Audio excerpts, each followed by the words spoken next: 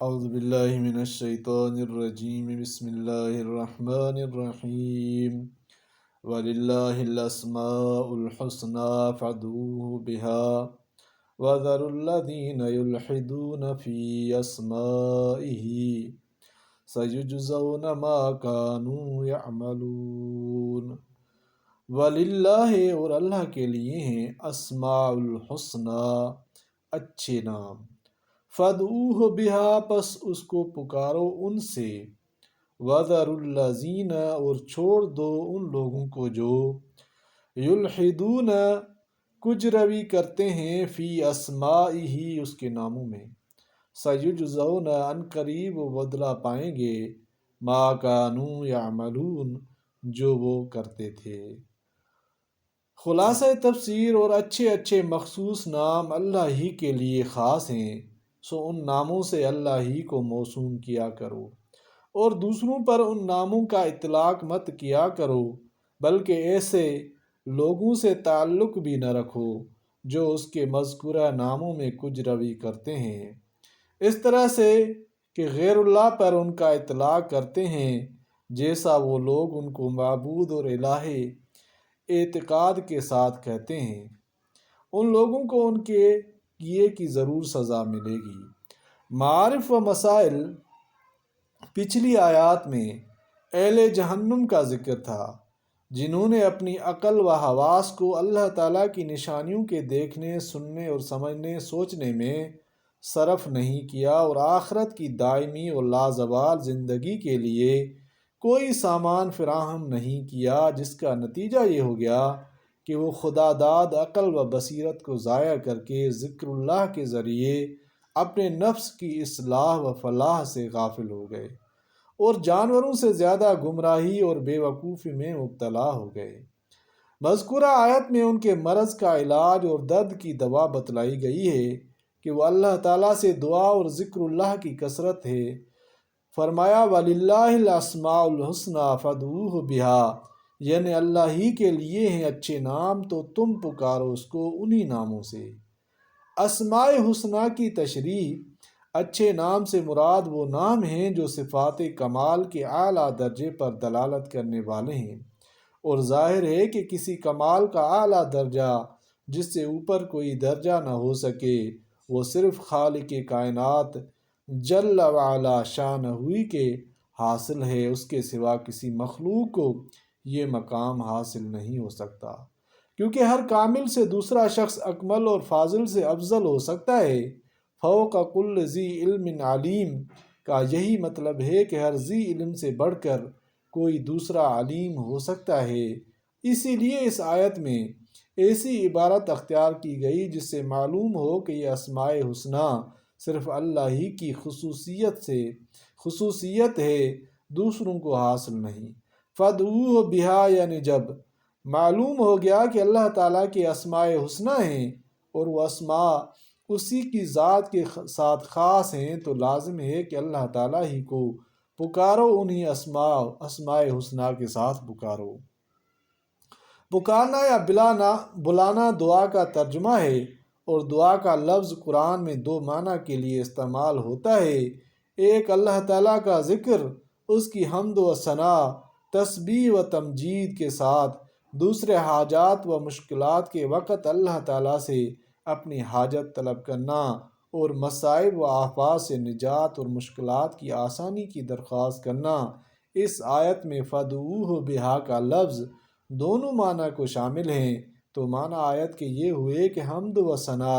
اور تسبیح کے لائق بھی صرف اسی کی ذات پاک ہے، اور مشکلات و مصائب سے نجات اور حاجت روائی بھی صرف اسی کے قبضے میں ہے، اس لیے حمد و ثنا کرو تو اسی کی کرو، اور حاجت روائی مشکل کشائی کے لیے پکارو تو اسی کو پکارو۔ اور پکارنے کا طریقہ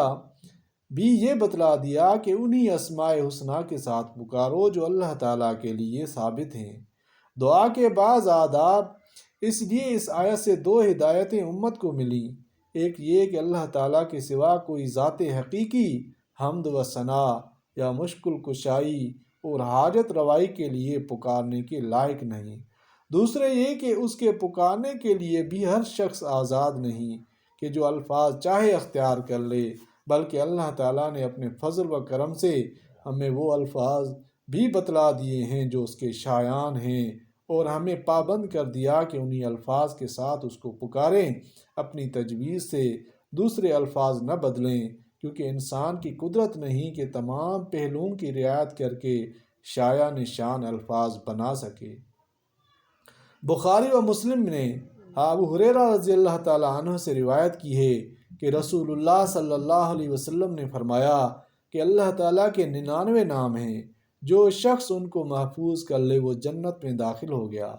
یہ 99 نام امام ترمذی اور حاکم نے تفصیل کے ساتھ بتلائے ہیں۔ اللہ تعالیٰ کے یہ 99 نام پڑھ کر جس مقصد کے لیے دعا کی جائے قبول ہوتی ہے۔ اللہ تعالیٰ کا وعدہ ہے ادعونی استجب لکم، یعنی تم مجھے پکارو تو میں تمہاری دعا قبول کروں گا۔ حاجات و مشکلات کے لیے دعا سے بڑھ کر کوئی تدبیر ایسی نہیں جس میں کسی ضرر کا خطرہ نہ ہو اور نفع یقینی ہو۔ اپنی حاجات کے لیے اللہ جل شانہ سے دعا کرنے میں کسی نقصان کا تو کوئی احتمال ہی نہیں، اور ایک نفع نقد ہے کہ دعا ایک عبادت ہے، اس کا ثواب اس کے نامہ اعمال میں لکھا جاتا ہے۔ حدیث میں آتا ہے الدعاء مخ العبادہ، یعنی دعا کرنا عبادت کا مغز ہے، اور جس مقصد کے لیے اس نے دعا کی ہے اکثر تو وہ مقصد بعینی ہی پورا ہو جاتا ہے، اور کبھی ایسا بھی ہوتا ہے کہ جس چیز کو اس نے اپنا مقصد بنایا تھا وہ اس کے حق میں مفید نہ تھی، اللہ تعالیٰ اپنے فضل سے اس کی دعا کو دوسری طرف پھیر دیتے ہیں جو اس کے لیے مفید ہو۔ اور حمد و ثنا کے ساتھ اللہ تعالیٰ کا ذکر کرنا ایمان کی غذا ہے، جس کے نتیجے میں انسان کی رغبت و محبت اللہ تعالیٰ سے وابستہ ہو جاتی ہے، اور دنیا کی تکلیفیں اگر پیش بھی آویں تو حقیر اور آسان ہو جاتی ہیں۔ اسی لیے بخاری، مسلم، ترمذی، نسائی کی صحیح احادیث میں آیا ہے کہ رسول اللہ صلی اللہ علیہ وسلم نے فرمایا کہ جس شخص کو کوئی غم یا بے چینی یا مہم کام پیش آئے اس کو چاہیے کہ یہ کلمات پڑھے، سب مشکلات آسان ہو جائیں گی۔ وہ کلمات یہ ہیں لا الہ الا اللہ العظیم الحلیم، لا الہ الا اللہ رب العرش العظیم، لا الہ الا اللہ رب السماوات والارض ورب العرش الکریم۔ اور مستدرک حاکم میں روایت انس رضی اللہ تعالیٰ عنہ مذکور ہے کہ رسول اللہ صلی اللہ علیہ وسلم نے فاطمہ زہرا رضی اللہ تعالیٰ عنہ سے فرمایا کہ تمہارے لیے اس سے کیا چیز مانے ہے کہ تم میری وصیت کو سن لو اور اس پر عمل کیا کرو۔ وہ وصیت یہ ہے کہ صبح و شام یہ دعا کر لیا کرو، یا حی یا قیوم برحمتک استغیث اصلح لی شأنی کلہ ولا تکلنی الی نفسی طرفۃ عین۔ یہ دعا بھی تمام حاجت و مشکلات کے لیے بے نظیر ہے۔ خلاصہ یہ کہ آیت مذکورہ کے اس جملے میں 2 ہدایتیں امت کو دی گئی ہیں۔ ایک یہ کہ حمد و ثنا اور مشکلات و حاجات کے لیے صرف اللہ تعالیٰ کو پکارو، مخلوقات کو نہیں۔ دوسرے یہ کہ اس کو انہی ناموں سے پکارو جو اللہ تعالیٰ کے لیے ثابت ہیں، اس کے لیے الفاظ نہ بدلو۔ آیت کے اگلے جملے میں اسی کے متعلق ارشاد فرمایا وَذَرُوا الَّذِينَ يُلْحِدُونَ فِي أَسْمَائِهِ سَيُجْزَوْنَ مَا كَانُوا يَعْمَلُونَ، یعنی چھوڑیے ان لوگوں کو جو اللہ تعالیٰ کے اسماء حسنہ میں الحاد یعنی کج روی کرتے ہیں، اس کو ان کی کج روی کا بدلہ مل جائے گا۔ الحاد کے معنی لغت میں میلان اور درمیانی راہ سے ہٹ جانے کے آتے ہیں، اسی لیے قبر کی لحد کو لحد کہا جاتا ہے کیونکہ وہ درمیانی راہ ہٹی ہوئی ہوتی ہے۔ قرآن کریم میں لفظ الحاد قرآن کریم کے صحیح معانی کو چھوڑ کر ادھر ادھر کی تعویل و تحریف کرنے کے معنی میں بولا جاتا ہے۔ اس آیت میں رسول کریم صلی اللہ علیہ وآلہ وسلم کو یہ ہدایت دی گئی ہے کہ آپ ایسے لوگوں سے تعلق بھی چھوڑ دیں جو اللہ تعالیٰ کے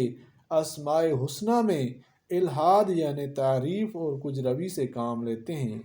اسماء الہیہ میں کج روی کی ممانعت اور اس کی مختلف صورتیں، اسماء الہیہ میں تحریف یا کج روی کی کئی صورتیں ہو سکتی ہیں، وہ سب اس آیت کے مضمون میں داخل ہیں۔ اول یہ کہ اللہ تعالیٰ کے لیے وہ نام استعمال کیا جائے جو قرآن و حدیث میں اللہ تعالیٰ کے لیے ثابت نہیں۔ علماء حق کا اتفاق ہے کہ اللہ تعالیٰ کے نام اور صفات میں کسی کو یہ اختیار نہیں کہ جو چاہے نام رکھ دے یا جس صفت کے ساتھ چاہے اس کی حمد و ثنا کرے، بلکہ صرف وہی الفاظ ہونا ضروری ہیں جو قرآن و سنت میں اللہ تعالیٰ کے لیے بطور نام یا صفت کے ذکر کیے گئے ہیں۔ مثلا اللہ تعالیٰ کو کریم کہہ سکتے ہیں، سخی نہیں کہہ سکتے،